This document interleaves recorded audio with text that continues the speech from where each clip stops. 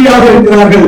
சட்டம் ஒழுங்கு கட்டுக்குழுக்கள் கிழிச்ச தமிழ்நாடு முழுக்க கொலை கொலை கற்பனை கொண்டிருக்கிறார். ஒரு தேசிய கட்சியுடைய மாநில தலைவர் சென்னையில படுகொலை செய்யப்படுகிறார், வெட்டி வீழ்த்தப்படுகிறார். என்ன நடவடிக்கை எடுத்தா?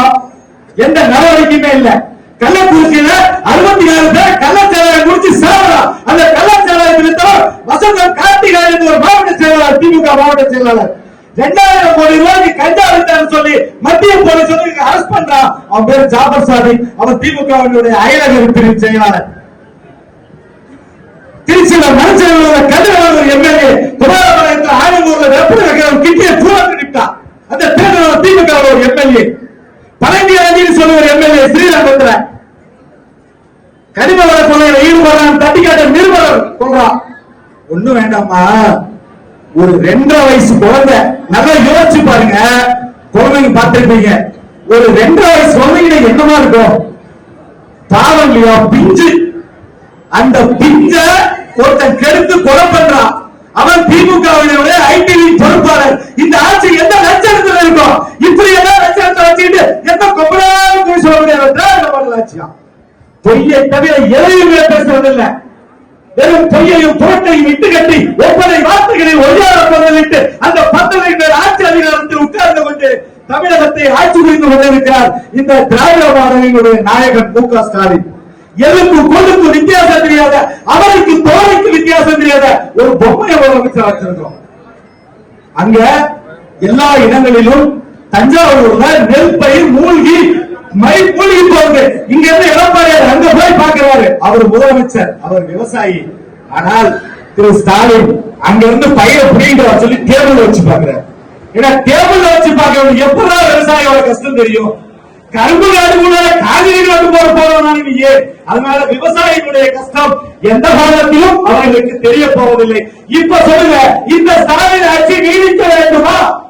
வேண்டாம். இந்த ஸ்டாலின் ஆட்சி நீடிக்க வேண்டுமா? நிச்சயமாக மீண்டும் ஒருமுறை இந்த திருட்டு திராவிட முன்னேற்ற கழகம் தமிழகத்தை ஆண்டது என்றால் மக்கள் உடலில் கிட்னி இருக்காது, தொட்டுக்க சட்னி இருக்காது, எல்லாத்தையும் காலி பண்ணிடுவோம். அப்பேற்பட்ட ஒரு ஆட்சி நடந்து கொண்டிருக்கிறது. இந்த ஆட்சி அகற்றப்பட வேண்டும். சரி, அதிமுக ஏன் ஆட்சிக்கு வரணும்? அப்படி என்ன செஞ்சது அதிமுக? எல்லாவற்றையும் செய்திருக்கிறது அதிமுக. ஏழை எளிய மக்கள், அடித்தட்டு மக்கள், விளிம்புநிலை மக்கள் வாழ்வியலில் மேம்பட வேண்டும், விவசாயம் தலைக்க வேண்டும், இந்த மண் பயனுற வேண்டும் என்பதற்காக அனைத்து விதமான திட்டங்களையும் நிறைவேற்றி சாதித்தது அண்ணாதிராவிட முன்னேற்ற கழகம். ஆடு கொடுத்தாங்க, மாடி கொடுத்தாங்க, கோழி கொடுத்தாங்க, கறக்க பசு கொடுத்தாங்க, தாய்க்கு தங்கம் கொடுத்தாங்கம்மா. இன்னைக்கு ஒரு பவுன் என்ன விலைக்கு நிக்குது? 1.25 லட்சம் ரூபாய்க்கு ஒரு பவுன் நிக்குது. புரட்சி தலைவர் அம்மா எல்லாத்துக்கும் தாய்க்கு தங்கம் கொடுத்தாங்க, எல்லா பெண்மணிகளுக்கும்.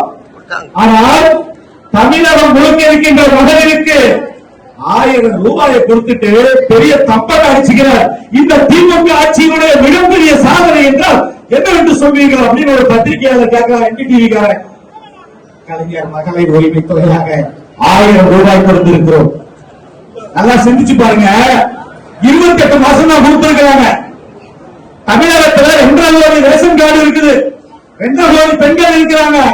ஆனால் தகுதி வேணும்னு சொல்றாரு. என்ன தகுதியா இருக்கு? திமுக உறுப்பினரை வச்சிருக்கணுமா? அதான் தகுதியா? 1,31,000 மகளிருக்கு உரிமை தொகை வழங்குகிறார்கள். அப்படின்னா 1,31,000 பேருக்கு மாசம் 1000 ரூபாய், 13 கோடி ரூபாய். 28 மாசம் கொடுத்தா 36,000 கோடி ரூபாய், 5 லட்சம் கோடி ரூபாய் கடவாங்கி வச்சிருக்க. என்ன 5 லட்சம் கோடி? தமிழகம் முழுக்க இருக்கின்ற எல்லா வளங்களையும் சுரண்டி தின்று விட்டு வெறும் மகளிருக்கு 1000 கொடுத்தேன் என்று சப்பை கட்டுகிறது இந்த திராவிட முன்னேற்ற கழகம். மீண்டும் ஒருமுறை இந்த திராவிட முன்னேற்ற கழகம் தமிழகத்தின் ஆட்சி அறைகளில் அமர்ந்து விட்டால் இந்த தமிழ்நாடு வாழ தகுதியற்ற மாநிலமாக மாறிவிடும். ஆகவே இங்கே வேட்பாளராக அறிமுகப்படுத்தப்பட்டிருக்கின்ற அண்ணா திரு எஸ். வெற்றிவேல் அவர்கள் படித்தவர், பண்பாளர், மனிதநேய பண்பாளர், புரட்சி தலைவி அம்மா அவர்களால் கடந்த 2016 சட்டமன்ற தேர்தலில் மகரஞ்சாவடியில் அறிமுகப்படுத்தப்பட்டவர். 5 ஆண்டுகள் ஓமலூர் சட்டமன்ற உறுப்பினராக இருந்தவர்.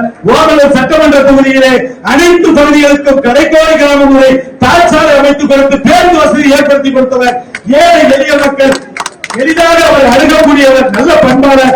ஆகவே அன்னார் அவர்களுக்கு பெருவாரியான வாக்குகள் வித்தியாசத்தில் வாக்களித்து அன்னார் அவர்களை அதிகப்படியான வாக்குகள் வித்தியாசத்தில் வெற்றி பெற செய்ய வேண்டும் என்று கூறி வாய்ப்பளித்த அனைவருக்கும் நன்றி பாராட்டி விடைபெறுகிறேன். நன்றி, வணக்கம்.